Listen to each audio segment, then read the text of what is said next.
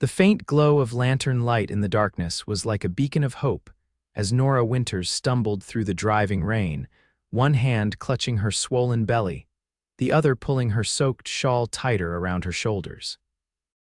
Thunder cracked overhead, echoing across the vast Wyoming landscape as she made her way toward the ranch house, praying that this time, after so many doors slammed in her face, someone would show mercy. It was 1878, and the promise of a new life in the West had turned into a nightmare for 22-year-old Nora. The stagecoach had left her at the outpost town of Rivercross 2 days ago, and since then she'd been searching for shelter, for kindness, for anyone who would take in a woman 8 months pregnant and alone. Each rejection had cut deeper than the last, the suspicious glares and harsh words driving her onward, desperate, until this remote ranch appeared through the downpour, her knuckles rapped against the weathered door, the sound barely audible above the storm.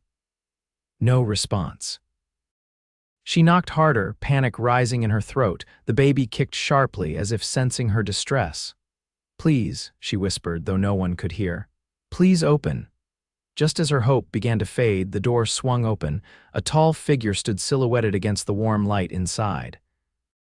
Broad-shouldered and imposing, the man's face was partially obscured by the brim of his hat, but Nora could feel his eyes assessing her, taking in her bedraggled appearance, her obvious condition, and the desperation that must have been written across her face. "Can I help you, madam?" His voice was deep, tinged with caution but not unkindness. "I need shelter," Nora managed to say, her voice breaking. "Just for the night. I've tried everywhere else." Lightning flashed, illuminating them both for a moment. In that flash, she saw his face clearly weathered by sun and wind, a strong jaw covered with several days' growth of beard, and eyes that, despite their wariness, held no malice. He seemed to make a decision then, stepping aside and opening the door wider. "Stay as long as you need," he said simply. Nora felt her knees weaken with relief as she stepped across the threshold into warmth and safety. The man closed the door against the howling wind and turned to face her. He removed his hat, revealing dark hair that curled slightly at his collar. "Name's Hayes Montgomery," he said, hanging his hat on a peg by the door. "And you look like you could use a hot meal and a place to dry off." "Nora," she replied, her voice barely above a whisper. "Nora Winters. Thank you, Mr. Montgomery. I won't be a burden, I promise." Hayes nodded, his expression unreadable as he moved to stoke the fire in the stone hearth that dominated one wall of the simple but clean main room. "Got no women's clothes here," he said, gesturing to a door off the main room. "But there's a bedroom through there with some of my shirts. They'll be big on you, but they're dry. I'll fix something to eat while you change." Nora nodded gratefully and made her way to the small bedroom.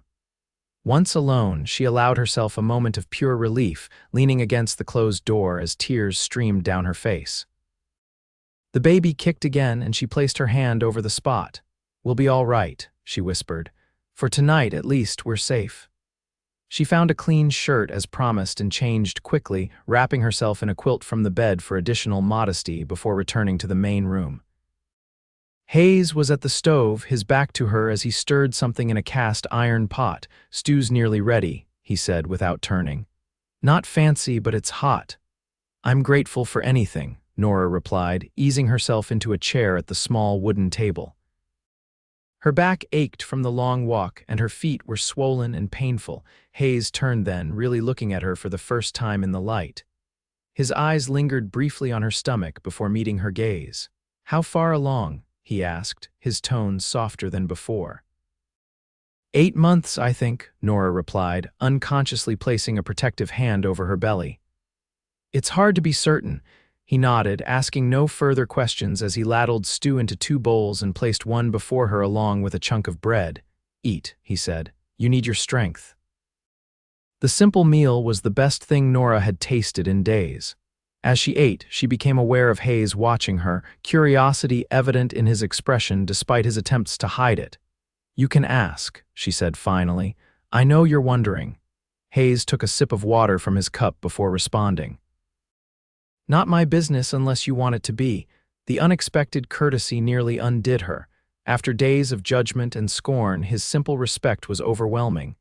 "My husband died," she said, the lie coming easily after so much practice. "In Denver. We were heading to Oregon to start fresh when he took ill. Fever took him in 3 days."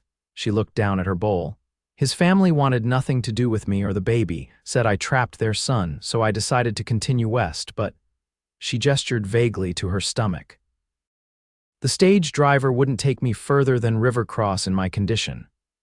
Hayes listened without interruption, his expression giving nothing away. When she finished, he simply nodded. "Tough break," he said, "but you're welcome here until you figure out your next step." He paused. "I've got a herd to tend to come morning, but you'll be safe here. Not much passing through but coyotes and tumbleweeds." "Thank you," Nora said, meaning it with every fiber of her being. That night, Nora slept in Hayes's bed while he made himself a pallet by the fire. Despite her exhaustion, sleep came fitfully, her mind racing with questions about what tomorrow would bring. She had no money, no prospects, and a baby due within weeks. But for tonight, at least, she was warm, fed, and safe under a stranger's roof. Morning came with golden light streaming through the small window. Nora woke to the smell of coffee and the sound of boots on the wooden floor. She emerged from the bedroom to find Hayes already dressed for the day, his hat back on his head. "Morning," he said, pouring coffee into a mug and offering it to her. "There's eggs and bacon if you're hungry." "You don't have to feed me," Nora said, though her stomach growled at the mention of food. Hayes shrugged.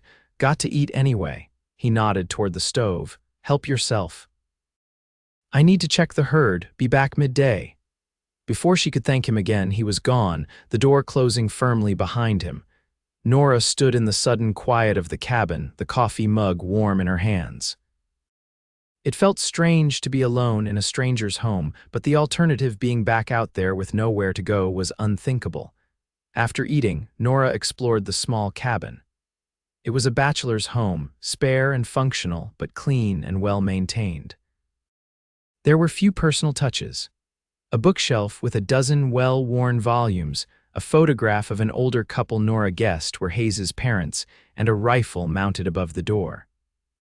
The kitchen was basic but stocked with essentials, and Nora felt a surge of purpose as she decided to prepare a proper meal for Hayes's return.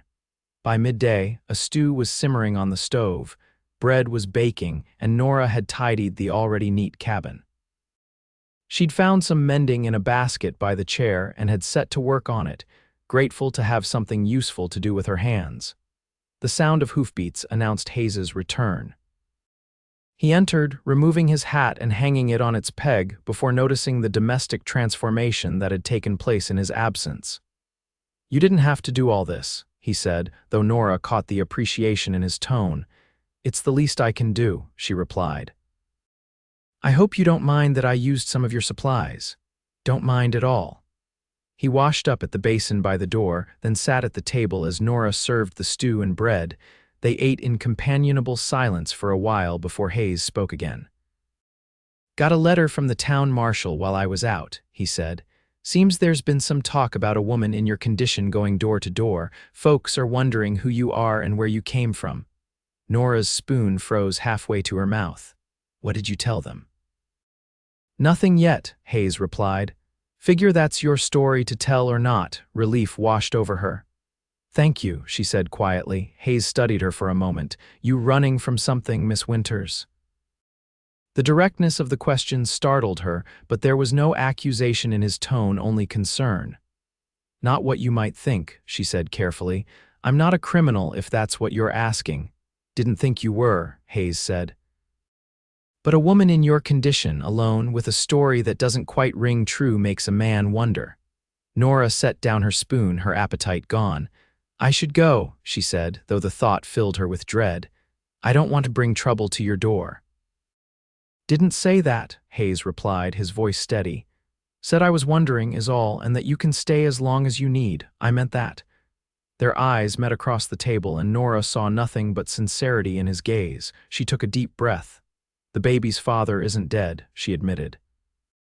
"He's very much alive, or was when I left Denver." Hayes waited, not pressing, just listening. "He is a married man, a banker." The words came haltingly. I worked in his household as a governess to his children. He was kind to me at first, then more than kind. She couldn't meet Hayes's eyes as she continued. When I discovered I was with child, I told him, expecting. I don't know what I expected, but he dismissed me that same day, said I was trying to blackmail him, that no one would believe me over him. She looked up then, defiance mingling with shame. He was right. His wife called me terrible names, said I had seduced her husband. I was given an hour to pack my things and told never to return to Denver. Hayes's expression remained neutral, but his knuckles were white where they gripped his coffee mug. So you headed west, Nora nodded. I thought I could reach Oregon, find work there. No one would know me. I could say I was a widow, raise my child in peace. She sighed. But the baby's coming sooner than I thought, and my money ran out faster than expected. And now you're here, Hayes said, a statement rather than a question. And now I'm here, Nora agreed. I understand if you want me to leave, most people would. Hayes was quiet for a long moment, considering, then he shook his head. Most people aren't me, he said simply. You'll stay until the baby comes. After that, we'll figure something out. The matter-of-fact way he said it, as if taking responsibility for a pregnant stranger was the most natural thing in the world, left Nora speechless. She could only nod, tears threatening to spill over. Hayes cleared his throat, clearly uncomfortable with her emotion. Got some mending needs doing if you're up to it, he said, changing the subject. And the vegetable garden could use tending, not asking for rent, mind you, just saying there's ways you can help out if you're of a mind to. I'd like that very much, Nora said, gathering herself. I'm not afraid of work, Mr. Montgomery. Hayes, he corrected. If you're staying a while, might as well use my given name. Hayes, she repeated, offering a small smile. And I'm Nora. Well, Nora, he said, standing to clear his plate, welcome to the Triple M Ranch. It ain't much, but it's home. The days fell into a rhythm after that. Hayes tended to his cattle and the running of the ranch, while Nora kept the cabin in order and slowly took over the cooking and household tasks. Her pregnancy advanced, making some chores difficult, but she found ways to be useful despite her growing limitations. They talked during meals and in the evenings by the fire. Hayes told her about growing up on this land, inherited from his father who had come west as a young man. He spoke of his parents, both now gone, and his younger brother who had left for California years ago and rarely wrote. He was 32, had fought briefly in the war when he was just a boy, and had been running the ranch alone for the past 5 years. In turn, Nora shared stories of her childhood in Illinois, her father's death that had left the family destitute, and her mother's remarriage to a stern man who had made it clear Nora needed to make her own way as soon as she was of age. She had trained as a teacher, but found the governess position in Denver paid better, which had seemed like good fortune at the time. What began as politeness between strangers gradually evolved into genuine companionship. Hayes was not a talkative man by nature, but with Nora, he found himself opening up about thoughts and memories he'd never shared with anyone. And Nora, who had spent the past months in a state of constant anxiety and loneliness, found comfort in his steady presence and straightforward manner. A week turned into 2, and as Nora's time grew closer, Hayes surprised her by returning from town one day with a cradle. Found it at the general store, he said gruffly, carrying the simple wooden piece into the cabin. Thought you might need it. Nora ran her hand over the smooth wood, touched beyond words by the gesture. It's perfect, she said softly. Thank you, Hayes. He shrugged, embarrassed by her gratitude, figured the little one would need a place to sleep. That evening, as they sat by the fire, Nora working on a small gown she was fashioning from one of Hayes's old shirts, she caught him watching her with an expression she couldn't quite decipher. Something on your mind? She asked. Hayes seemed to consider his words carefully before speaking. Been thinking about what happens after. After, Nora repeated, though she knew exactly what he meant. After the baby comes, Hayes clarified. You said you were heading to Oregon. Nora's hands stilled in her lap. The truth was she hadn't thought much beyond the birth. The immediate needs of shelter and safety had consumed her. That was the plan, she said slowly. But plans change. Hayes nodded, his gaze returning to the fire. They do at that. A comfortable silence fell between them, but Nora sensed there was more he wanted to say. She waited, giving him time to find the words. "You could stay," he said finally, his voice low. "Here, I mean, if you wanted to." Nora's heart quickened. "As your housekeeper?" she asked carefully. Hayes met her eyes then, and the intensity in his gaze made her breath catch. "If that's what you want, or—" He didn't finish the thought, but the implication hung in the air between them. "Or," Nora prompted, hardly daring to hope she understood his meaning correctly. Hayes stood abruptly, moving to the window where he stared out into the darkness. "It's not right for me to ask," he said, his back to her. "You're in a vulnerable position, dependent on my charity. It wouldn't be honorable." Nora set aside her sewing and rose, moving to stand behind him. "What wouldn't be honorable, Hayes?" He turned to face her, the conflict clear in his expression. "Asking you to consider a more permanent arrangement," he said finally. "One that would give your child a name and you a home, for good." Nora's heart pounded in her chest. "Are you proposing marriage, Hayes Montgomery?" "Poorly it seems," he said with a wry smile that didn't quite reach his eyes. "I know it's sudden, I know we barely know each other, and I know the child isn't mine. But I've grown fond of you, Nora, more than fond, and I think we could build a good life here, the three of us." Tears filled Nora's eyes, but they were tears of confusion rather than joy. "Why would you do this? Take on another man's child, a woman you barely know?" Hayes reached out tentatively, his hand hovering near her cheek before he thought better of it and let it fall back to his side. "Because this ranch is too quiet," he said simply. "Because I've been alone too long. Because when you showed up on my doorstep that night, something changed. And because I think you're the kind of woman I could build a life with if you'd be willing to try." Nora was overwhelmed by his honesty, by the unexpected turn her life had taken. 2 weeks ago, she had been desperate and alone. Now a good man was offering her and her child a future she had never dared to imagine. "I don't know what to say," she admitted. "You don't have to say anything now," Hayes assured her. "Think on it. The offer stands regardless of your answer." He moved past her toward the door, reaching for his hat. "I need to check on a heifer that's close to calving," he said. "Get some rest." And then he was gone, leaving Nora standing by the window, her mind and heart racing with possibilities. That night, Nora lay awake long after Hayes had returned and settled on his pallet by the fire. His proposal, practical though it was, had stirred feelings she had been trying to ignore. She had noticed his kind eyes from the first night, had grown to appreciate his quiet strength and unwavering integrity. He was nothing like the charming, sophisticated banker who had seduced and abandoned her. Hayes was steady, honest, and true to his word. But was that enough to build a marriage on? And what of her child?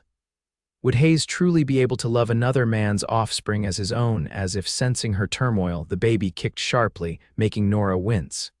She placed a hand over the spot, feeling the strong movements beneath her palm. This child deserved better than a life of shame and struggle. And Hayes was offering exactly that: a name, a home, a future. By morning, Nora had made her decision. She found Hayes at the breakfast table, coffee in hand, looking as if he too had spent a restless night. "Good morning," she said, her voice steadier than she felt. Hayes nodded in greeting, watching her carefully as she lowered herself into the chair across from him. "I've been thinking about your proposal," Nora said, coming directly to the point. "And?" Hayes's expression gave nothing away, but his knuckles were white around his coffee mug. "Before I give you my answer, I need to know something," Nora said. "Are you asking out of pity or obligation? Because if you are, I would rather make my own way than be a burden on your conscience." Hayes set down his mug, meeting her gaze directly. "I'm asking because I want you here," he said simply. "You and the baby, not out of pity or obligation, but because in 2 weeks you've brought more life to this place than it's seen in years. Because I find myself looking forward to coming back to the cabin, knowing you'll be here. Because I think we could build something good together." His honesty was disarming. Nora felt a warmth spread through her that had nothing to do with the morning sun streaming through the window. "Then my answer is yes," she said quietly. "I would be honored to be your wife, Hayes Montgomery." The smile that transformed his face was like the sun breaking through clouds. He reached across the table, taking her hand in his.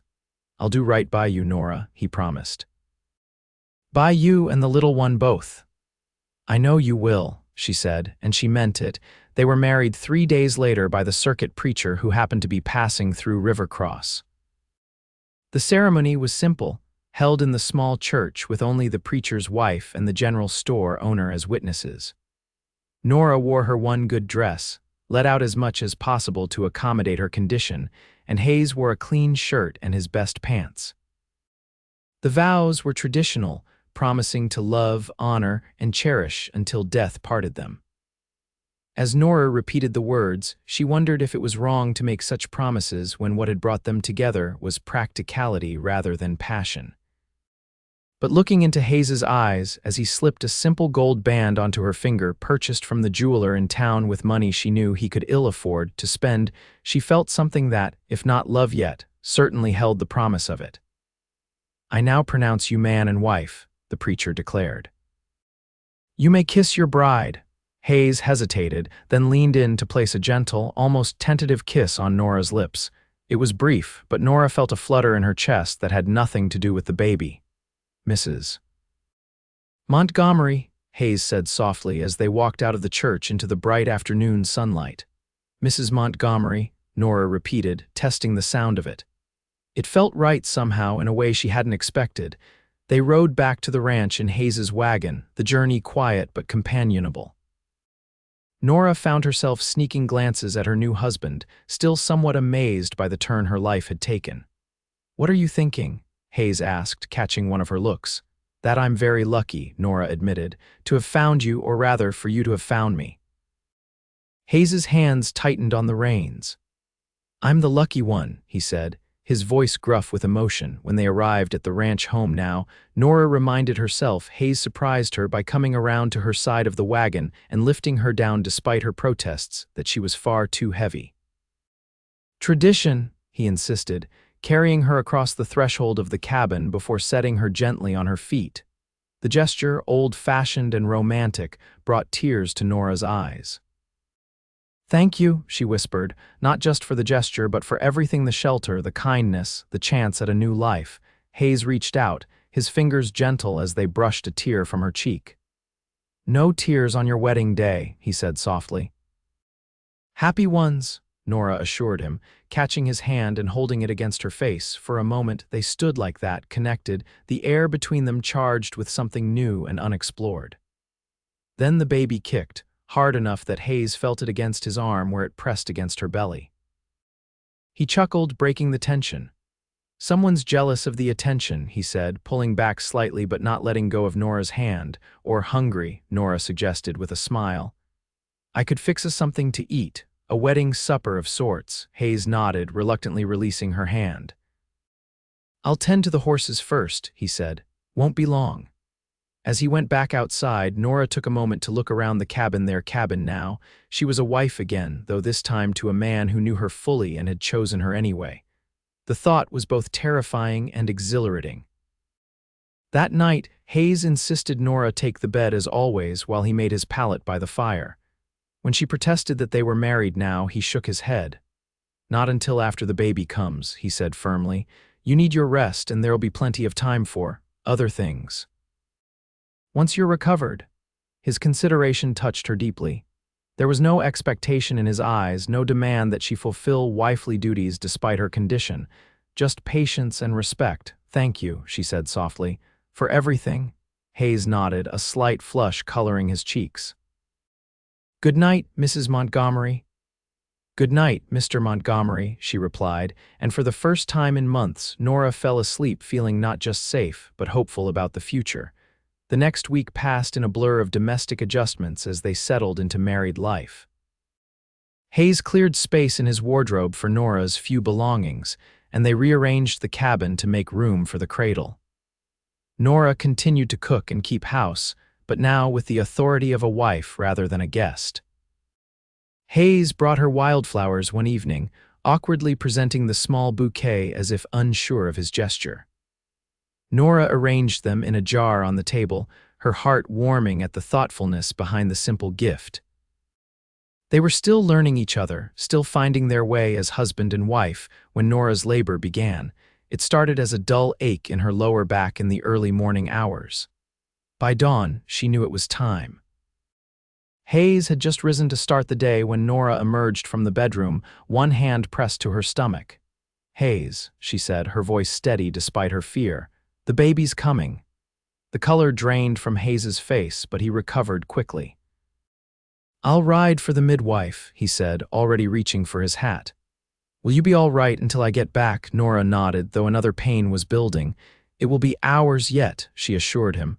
"First babies take their time." Hayes was out the door in moments, and Nora could hear him galloping away as she eased herself into a chair, breathing through the contraction. The midwife lived in Rivercross, a good hour's ride away. Nora hoped Hayes would find her quickly. The morning crawled by as Nora paced, sat, paced again, trying to find some position that eased the increasing pain. The contractions were coming closer together now, and she was beginning to worry that Hayes and the midwife might not return in time. Just as that fear was taking hold, she heard hoofbeats approaching. Hayes burst through the door, followed by a stern-looking older woman carrying a well-worn leather bag. "Mrs. Montgomery," the woman said briskly. "I'm Mrs. Abernathy. Let's have a look at you." Hayes hovered uncertainly by the door as the midwife led Nora to the bedroom. "You can wait outside," Mrs. Abernathy told him firmly. "I'll call if we need you." Hayes looked to Nora, who managed a tight smile despite the pain. "It's all right," she assured him. "This is women's work." He nodded, his expression a mixture of concern and relief as he retreated outside. The next several hours were a blur of pain, effort, and determination for Nora. Mrs. Abernathy was efficient and capable, guiding her through the contractions with a steady voice and experienced hands. Outside, Nora could occasionally hear Hayes pacing, his boots striking the porch boards in a rhythmic pattern that somehow comforted her. As the sun began to set, casting long shadows through the small bedroom window, Nora's efforts intensified. Mrs. Abernathy's encouragement became more urgent. "One more good push, Mrs. Montgomery," she urged. "The baby's almost here." Nora gathered her remaining strength, bearing down with everything she had. There was a moment of searing pain, then sudden relief, followed by the most wonderful sound she had ever heard, the indignant wail of a newborn filling the room. "You have a daughter," Mrs. Abernathy announced, efficiently cleaning and wrapping the tiny red-faced infant. "A healthy little girl."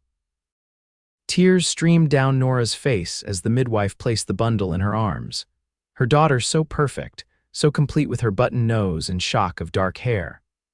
All the pain and fear of the past months faded away as Nora counted tiny fingers and toes, marveling at the miracle she held. "Hayes," she called weakly. "Hayes, come meet your daughter." There was a moment's hesitation, then the door opened and Hayes entered, his expression a mixture of awe and uncertainty. He approached the bed cautiously, as if afraid he might somehow hurt the tiny being Nora cradled. "She's perfect," Nora said, looking up at him with tears of joy streaming down her face. "Isn't she beautiful?" Hayes leaned closer, his eyes widening as the baby yawned and stretched one tiny fist. "She's amazing," he whispered, "just like her mother." The tenderness in his voice made Nora's heart swell. "Would you like to hold her?" she asked. Hayes looked momentarily terrified but nodded. With great care, Nora transferred the swaddled infant to his arms. His large, weathered hands dwarfed the tiny bundle, but he cradled her with such gentleness that Nora felt fresh tears spring to her eyes. "Hello, little one," Hayes murmured, a smile transforming his face as the baby gripped his finger with surprising strength. "Welcome to the world, Mrs. Abernathy, who had been quietly cleaning up, cleared her throat. "She'll need a name," she said practically. Hayes looked to Nora, deferring to her choice. "Hope," Nora said without hesitation. "Her name is Hope." "Hope Montgomery," Hayes repeated, testing the sound of it. "It's a good name." Mrs. Abernathy nodded approvingly. "I'll stay the night to make sure both mother and child are settled," she said. "You did well, Mrs. Montgomery." After the midwife had checked that both Nora and the baby were doing well, she stepped out to give the new family a moment alone. Hayes returned the baby to Nora's arms, then sat carefully on the edge of the bed. "Thank you," he said softly, his voice thick with emotion. "For what?" Nora asked, gazing down at their daughter, for she was theirs now, she realized, regardless of blood. For trusting me, Hayes replied. For bringing this little miracle into my home, into my life. He reached out, gently brushing a finger over Hope's downy head. I never thought I'd have a family of my own. Nora looked up at him, seeing past the weathered exterior to the man beneath, a man who had opened his door and his heart to a desperate stranger, who had offered security and respectability without demanding anything in return. Thank you for giving us a home, she said, for giving Hope a father. Hayes met her gaze, and in his eyes, Nora saw something that made her breath catch a warmth, a devotion that spoke of more than just duty or honor. I may not be her blood, he said quietly, but I promise you, Nora, I will love her as my own. From this day forward, she is my daughter in every way that matters. Impulsively, Nora reached for his hand, bringing it to her lips. We are so blessed to have found you, she whispered against his skin. Hayes's free hand came up to cup her cheek, his touch tentative yet tender. The blessing is mine, he said, and when he leaned forward to press his lips gently to hers, Nora knew that what had begun as an arrangement of convenience was blossoming into something far deeper, far more profound. The days following Hope's birth passed in a haze of exhaustion and joy for the new family. Mrs. Abernathy stayed for 2 days, showing Nora how to nurse the baby and tend to her needs before declaring mother and child healthy and heading back to town. Hayes proved to be an eager if somewhat clumsy assistant, rising in the night to bring Hope to Nora for feedings and changing the occasional diaper with determined if awkward efforts. As Nora recovered her strength, she found herself watching Hayes with the baby, marveling at the transformation in the solitary rancher. He would hold Hope for hours, talking to her in a low, gentle voice about the ranch, the cattle, the changing seasons, as if she could understand every word. He fashioned a sling from an old shirt so Nora could carry Hope while doing light chores, and spent an entire evening carving a small wooden horse as the baby's first toy, though it would be months before she could play with it. One evening, about 2 weeks after Hope's birth, Nora awoke from a nap to find the cabin quiet. Concerned, she rose and checked the cradle empty. A moment of panic seized her before she spotted them through the window. Hayes was sitting on the porch swing, Hope cradled in one arm while he pointed out the sunset with his free hand, his deep voice carrying faintly through the glass as he described the colors to his daughter. The sight filled Nora with a warmth that spread from her chest throughout her body. This man, this good, kind man, had taken them in, given them his name, and now was giving them his heart. And in that moment, Nora realized that somewhere along the way, without her noticing, she had given him hers as well. She opened the door and stepped onto the porch, drawing Hayes's attention. "Did we wake you?" he asked, concern creasing his brow. "I thought some fresh air might do her good." "You didn't wake me," Nora assured him, settling beside him on the swing. "I think she likes being outside. She's so calm with you." Hayes smiled, the expression transforming his usually serious face. "She's an easy baby," he said, though the pride in his voice belied the modesty of his words. "Smart, too, already recognizes my voice." Nora leaned against his shoulder, feeling the solid strength of him. "Of course she does." "You talk to her more than I do." Hayes shifted slightly, making room for her against his side. His arm came around her shoulders naturally, as if they had sat this way 100 times before. They hadn't. This new physical ease between them was still developing, still tentative in many ways. But it felt right. "I never thought I'd have this," Hayes said quietly, his gaze on the horizon where the sun was slipping behind the distant mountains, painting the sky in shades of gold and pink. "A wife, a child, a family, neither did I," Nora admitted. "Not after everything that happened in Denver. I thought I'd be alone, struggling to make a life for Hope and myself." She looked up at him. "You saved us, Hayes." He shook his head. "You saved yourself, Nora. You had the courage to leave, to start over. All I did was open a door." "It was more than that," Nora insisted. "You opened your home, your life." She hesitated, then added softly, "Your heart." Hayes was silent for a long moment, his gaze shifting from the sunset to the sleeping infant in his arms, then finally to Nora's face. The tenderness in his expression made her heart beat faster. "I never expected to feel this way," he said, his voice low and earnest. "When you showed up that night, I just wanted to help someone in need. I didn't expect." He trailed off, seeming to search for the right words.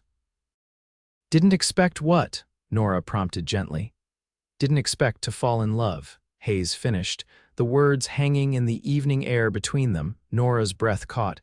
They hadn't spoken of love before their marriage had been one of practicality and mutual respect. To hear him say it now with such simple honesty was overwhelming. "Hayes," she whispered, her voice thick with emotion. "You don't have to say anything," he assured her quickly. "I know it's soon, and I know our situation is unusual.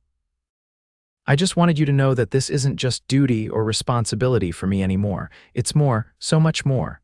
Nora reached up, her fingers tracing the line of his jaw. "I love you too," she said softly. "I think I started falling the moment you said stay as long as you need." When a man says something like that to a desperate woman with nowhere else to go, how could she not fall in love? Hayes's smile was like the sunrise, gradual and glorious. With careful movements, mindful of the sleeping baby between them, he leaned down to kiss her. Unlike their wedding kiss, which had been brief and tentative, this one lingered, deepening as Nora responded with all the feeling she had been holding back. When they finally parted, both slightly breathless, Hope stirred and made a small sound of protest at being slightly squished between them. They laughed softly, the joy of the moment too perfect to contain. "I think someone's jealous," Hayes said, echoing his words from their wedding day. "Or hungry," Nora replied with a smile, taking Hope from his arms. "It's nearly time for her evening feeding." As they went back inside, the first stars appearing in the darkening sky, Nora felt a sense of rightness, of homecoming that went beyond the physical structure they shared. In Hayes's arms, in the family they were building together, she had found where she belonged. The weeks turned into months, and with each passing day, the bonds between the three of them strengthened. Hope grew from a tiny, red-faced newborn into a plump, smiling baby with Hayes's dark hair and Nora's blue eyes. Though not his by blood, she was every inch his daughter in the ways that mattered in his fierce protection, his gentle care, his boundless pride in her every achievement, no matter how small. As Hope thrived, so too did Nora and Hayes's relationship. The initial awkwardness of their arranged marriage gave way to genuine partnership. Hayes taught Nora about ranching, how to read the weather, how to tell when a calf was ailing, how to manage the accounts for their modest operation. In turn, Nora brought warmth and life to the once sparse cabin, creating a true home filled with the smells of baking bread and the sounds of laughter. And at night, when Hope was asleep in her cradle, they discovered each other as husband and wife in the fullest sense, their physical connection as deep and meaningful as the emotional bond they had formed. One evening in early autumn, with Hope now crawling determinedly across the cabin floor in pursuit of a wooden toy, Hayes returned from town with news. "Had a letter from my brother," he said, hanging his hat by the door. "Nathan's finally coming home for a visit. Says he wants to meet his new sister-in-law and niece." Nora looked up from where she was preparing dinner. "That's wonderful. When will he arrive?" "Next month, if the stage runs on schedule." Hayes scooped up Hope as she made a beeline for the fireplace, swinging her into the air and eliciting a delighted giggle. "What do you think, little one? Ready to meet your Uncle Nathan?" Hope babbled happily, reaching for Hayes's beard with pudgy fingers. "She approves," Hayes declared, settling her on his hip as he moved to kiss Nora hello. What had once been a shy, tentative gesture was now natural and warm. "I'm nervous," Nora admitted, leaning into his embrace. "What if he doesn't approve of me, of our situation?" Hayes's arm tightened around her. "Nathan will love you both," he assured her. "And even if he didn't, though he will, it wouldn't matter. You're my family, you and Hope. Nothing changes that." Nora relaxed against him, drawing strength from his certainty. "You're right," she said. "Besides, how could anyone not love this little charmer?" She tickled Hope's round belly, making the baby squeal with laughter. The arrival of Nathan Montgomery, a month later, brought new energy to the ranch. Younger than Hayes by 5 years, Nathan was more outgoing and quick to smile, but shared his brother's solid build and integrity. He took to Nora immediately, complimenting Hayes on his good fortune in finding such a capable and beautiful wife, and he was completely smitten with his niece, bearing gifts of a doll from San Francisco and colorful picture books. "She has your eyes, Hayes," Nathan remarked one evening as he bounced Hope on his knee. "Same serious look when she's concentrating." Hayes and Nora exchanged a quick glance, but Nathan seemed not to notice, too absorbed in making faces at the baby. Later, when Hope was asleep and the brothers sat on the porch with after-dinner coffee, Nathan broached the subject Nora had been dreading. "It's none of my business," he began, "but there's talk in town about your whirlwind romance. Some folks saying the timing of Hope's birth doesn't quite add up." Hayes's jaw tightened. "You're right," he said evenly. "It's none of your business." Nathan held up a placating hand. "I'm not judging, brother, just wanted you to know what's being said. And to tell you I think you're doing right by them both." Hayes was quiet for a moment, then nodded. "Hope is my daughter," he said firmly. "In every way that matters." "I can see that," Nathan agreed. "Anyone with eyes can see how much you love that little girl, and Nora." He sipped his coffee before adding, "You did good, Hayes. Found yourself a real family." The tension eased from Hayes's shoulders. "I know," he said, a rare smile softening his features. "Luckiest day of my life was when Nora knocked on my door." Inside, listening from the open window as she cleared the dinner dishes, Nora felt tears prick her eyes at Hayes's words. The love and certainty in his voice were like a balm to the lingering insecurities she carried. Nathan stayed for 2 weeks, helping Hayes with ranch work and entertaining Hope with stories and songs. He and Nora developed a warm friendship, and by the time he departed with promises to return in the spring, Nora felt as if she had truly gained a brother. As winter settled over the ranch, bringing snow that blanketed the land in pristine white, the little family drew even closer. Evenings were spent by the fire, Hayes reading aloud from one of his books while Nora sewed and Hope played on a quilt at their feet. These quiet moments, filled with contentment and belonging, were precious to Nora, who had once feared she would never know such peace again. Christmas approached, and Nora threw herself into preparations, determined to make their first holiday as a family special. She baked cookies from her mother's recipe, sewed a new dress for Hope from fabric Hayes had brought from town, and secretly worked on a warm scarf for her husband during Hope's nap times. Hayes, too, seemed caught up in the holiday spirit, disappearing into his workshop for hours at a time and refusing to let Nora see what he was making.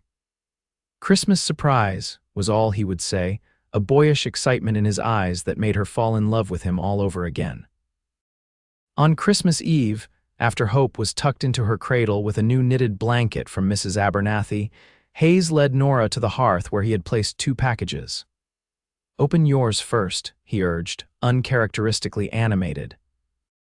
Nora unwrapped the larger package to find a beautiful wooden sewing box, intricately carved with wildflowers and vines. "Hayes," she breathed, running her fingers over the smooth surface. "Did you make this?" He nodded, a flush of pride coloring his face. "Worked on it during nap times." "Do you like it?" "It's beautiful," Nora said sincerely, opening the lid to discover compartments for thread, needles, and all her sewing notions. "I love it." "There's more," Hayes said, gesturing to the smaller package. Inside, Nora found a delicate silver locket on a fine chain. When she opened it, she gasped to find a tiny painted portrait of Hope on one side and Hayes on the other. "Had the artist in town do the portraits," Hayes explained. "Thought you might like to keep us close to your heart." Tears filled Nora's eyes. "It's perfect," she whispered. "Will you help me put it on?" Hayes fastened the chain around her neck, his fingers lingering at her nape in a gentle caress. When Nora turned to face him, the locket resting just below her throat, his expression was so full of love that it took her breath away. "Now yours," she said, reaching for her gift to him. Hayes unwrapped the scarf, admiring the even stitches and rich blue color that matched his eyes. "It's wonderful," he said, immediately winding it around his neck. "Warm, too." "There's something else," Nora said, suddenly nervous. She reached into her pocket and withdrew a small folded paper. "This isn't really a gift you can unwrap," Hayes took the paper, curiosity evident in his expression as he unfolded it. For a moment he stared at the contents, his brow furrowed in confusion. Then understanding dawned and his eyes flew to hers, wide with disbelief and hope. "Nora," he whispered, "are you?" She nodded, her hand moving instinctively to her still flat stomach. "Mrs. Abernathy confirmed it yesterday. We're going to have a baby, our baby." Hayes was on his feet in an instant, lifting Nora into his arms and spinning her around, his laughter mingling with hers in the warm glow of the firelight. "A baby," he repeated, setting her gently back on her feet but keeping her close in his embrace. "Our child." "Hope will have a little brother or sister in the summer," Nora said, joy bubbling through her at his reaction. "Are you happy?" Hayes answered with a kiss that left no doubt of his feelings. When they finally parted, both breathless, he rested his forehead against hers. "I never thought I could be this happy," he admitted. "When you came to my door that night, soaked to the skin and carrying another man's child, I had no idea you were bringing me the greatest gift of my life." "What was that?" Nora asked softly. "Love," Hayes answered simply. "A family. A purpose beyond just surviving from one season to the next." He placed his hand over hers where it rested on her stomach. "And now this miracle." Nora leaned into him, savoring the solid strength of his embrace. "I was so afraid that night," she confessed. "I'd been turned away from so many doors." "I thought you'd be the same." "I'm grateful every day that I wasn't," Hayes said. "That something made me open that door and say those words." "Stay as long as you need," Nora quoted softly. Hayes smiled, brushing a strand of hair from her face with tender fingers. "And now I'm hoping that's forever," he said. "Forever sounds perfect," Nora agreed, sealing the promise with a kiss as snow fell softly outside, blanketing their ranch, their home, in a peaceful white glow. The seasons turned, and with them, the rhythms of life on the Triple M Ranch evolved to accommodate their growing family. Hope took her first steps just after her first birthday, toddling determinedly from Hayes's outstretched arms to Nora's waiting embrace, her face alight with accomplishment. Her first word, fittingly, was "Papa," uttered one morning as Hayes carried her out to see the new spring calves, and Nora would never forget the look of pure joy that transformed his face at the sound. As Nora's pregnancy progressed, Hayes became even more protective, hiring a young ranch hand named Tommy to help with the more strenuous chores so he could spend more time close to home. He built in addition to the cabin 2 new rooms to accommodate their expanding family, working tirelessly in the evenings after his ranch duties were complete. "You need to rest," Nora would protest, watching him return to construction after a full day's work. "I'll rest when the baby comes," Hayes would reply with a wink, though they both knew that was unlikely to be true. In late July, with summer heat shimmering across the range, their son was born. Unlike Hope's birth, which had been fraught with uncertainty, Henry Montgomery entered the world surrounded by love and anticipation. Hayes paced outside as before, but this time his anxiety was tempered by experience and confidence in Nora's strength. When Mrs. Abernathy placed the squalling infant in his arms, Hayes wept openly, unashamed of his tears as he beheld his son, his blood, his legacy, yet no more precious to him than the daughter who waited eagerly at a neighbor's home to meet her new brother. "He looks just like you," Nora said tiredly from the bed, her face glowing with exhausted happiness. "Poor kid," Hayes joked, but his voice was thick with emotion as he gently placed the baby in Nora's arms. "He's perfect, you're perfect, I love you both so much." "And Hope," Nora reminded him with a smile. "And Hope," Hayes agreed, "our firstborn, the one who made us a family." When Hope was brought home the next day, her initial wariness of the small, red-faced creature quickly gave way to fascination and protective love. At 3 years old, she took her role as big sister seriously, helping Nora with the baby and proudly telling visitors, "That's my brother Henry. Papa says I have to help take care of him." Life settled into a new normal, nights broken by Henry's hungry cries, days filled with the constant juggle of 2 children's needs alongside ranch work and household duties. It was exhausting, sometimes overwhelming, but filled with a joy that made every challenge worthwhile. One evening, with both children finally asleep, Nora found Hayes on the porch, gazing out at the sunset.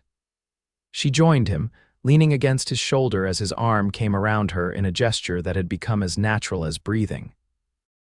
"Penny for your thoughts," she said, feeling the contented sigh that rumbled through his chest. "Just thinking about how lucky I am," Hayes replied, dropping a kiss on the top of her head. "4 years ago, I was alone in this house, just existing. Now look at us." Nora followed his gaze to where the ranch spread out before them, the barn they had painted together last spring, the vegetable garden that now produced enough to feed their family with extra to preserve for winter, the corral where Hope was learning to ride her own pony under Hayes's watchful eye. "We've built something beautiful," she agreed. "All because you opened your door to a desperate stranger." Hayes turned to face her, his expression serious. "Not just any stranger," he said. It had to be you, Nora, I believe that. Of all the doors you could have knocked on, you found mine because we were meant to find each other." The simple conviction in his voice brought tears to Nora's eyes. "I believe that too," she whispered. Hayes brushed a tear from her cheek with his thumb. "No regrets?" He asked, and though his tone was light, Nora caught the hint of vulnerability beneath the question. "Not one," she assured him, rising on tiptoe to press her lips to his. "Every step, every choice, every hardship led me here, to you, to our children. How could I regret any of it?" Hayes's answering kiss was deep and tender, a reaffirmation of everything they had built together. When they parted, he kept her close in the circle of his arms, both of them watching as the last rays of sun painted the Wyoming sky in brilliant hues of gold and crimson. "I love you, Nora Montgomery," Hayes said softly. "Today, tomorrow, always." "And I love you," Nora replied, her heart full to bursting with gratitude for the man who had opened not just his door, but his heart and his life to her when she needed it most. "My cowboy, my husband, my home." As darkness fell, they remained on the porch, wrapped in each other's arms. Two people who had found in each other exactly what they needed: shelter, family, purpose, and a love that had grown from the most unlikely of beginnings into something enduring and true. Inside the cabin, their children slept peacefully, secure in the knowledge, even Hope, who was still too young to articulate it, that they were cherished, protected, and part of something precious. A family born not of obligation or circumstance, but of choice and love. And it had all begun with a desperate knock on a door and the words that had changed everything. "Stay as long as you need."